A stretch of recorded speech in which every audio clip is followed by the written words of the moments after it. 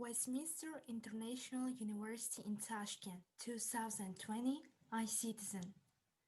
If you want to be an eagle, don't fly with ducks. Firstly, let me clarify it from the beginning. Here, eagles and ducks are not categorized based on money or social status. I'm distinguishing them here by values, learnings, eagerness to strive, confidence. As we can realize it by comparing our past and current life, the future will be owned by educated people. So, why do I tell you that?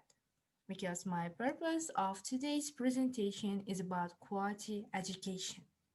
Should the number of foreign speaking schools be increased in Uzbekistan with better quality compared with other type of schools? Here is my agenda. The Presidential School is a specialized public educational institution whose activities are aimed at identifying and educating children to train highly qualified specialists. In this type of schools, quality education should be increased to identify gifted children, create conditions for their full development, organize in-depth study of natural and exact science, mastering foreign languages, establish modern methods of teaching and assessing students' knowledge, and establish cooperation with national and foreign general, secondary, and higher education institutions in the same field to enhance to make them continue the education of graduates in advanced foreign universities. Let's move. Here is global context. In China, there are special foreign-speaking schools. As we know that it's a bit arduous for the Chinese nation to speak in English fluently. For this reason, China has boomed the quality education in English-speaking schools and doubled the number of British schools in 2090. State of practice according to type of schools. Quality education in regions. There are Russian schools in both regions of Uzbekistan and in the capital itself. However, there is enormous amount of difference in quality education. Let's cite an example.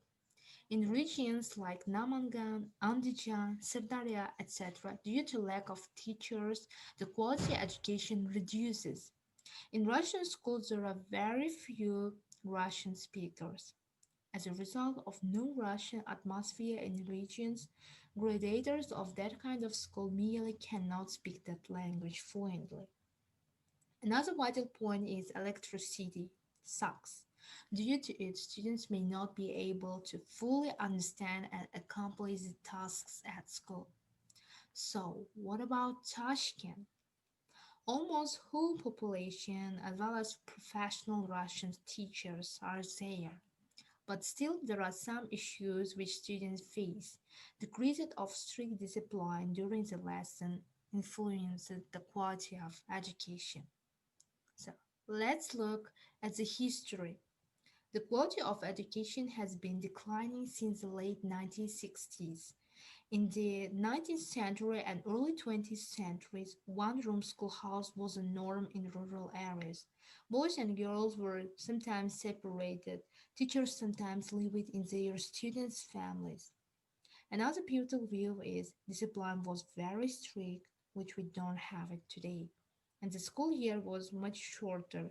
Students attended for about 132 days, depending on when they were needed to help their families harvest crops. And they even didn't imagine about foreign schools.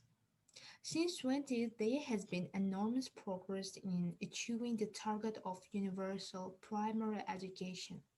The total enrollment rate in developing regions reached 91% in 1950. There has been a dramatic increase in literacy rate and many more girls are in school than ever before. Progress has also been tough in some developing regions due to high level of poverty, armed conflicts, and other emergencies. When we deal with quality education in foreign speaking schools, we mean first step is to create a punishment box to those who don't use foreign language in that English or Russian based schools, for instance. The second one is to build a school community for all students. If schools are focused on measuring their success solely by overall student achievement, students who bring down the average are more likely to be forced out. And the third one is rise standard for teachers. Studies have found, not all surprisingly, that underqualified teachers are tied to poor outcomes for students. The good news is that this is one of the most straightforward areas where policy makers can have an impact. They must clarify standards for teachers seeking licenses and raise standards in areas where student outcomes are lowest. And the same teaching methods in both regions will improve the quality education. And foreign speaking schools should be provided with native speakers of that language, especially in regions. Here is the list of qualified education goals in foreign speaking schools. The most important goal is to teach people how to educate themselves. Self education is the most important.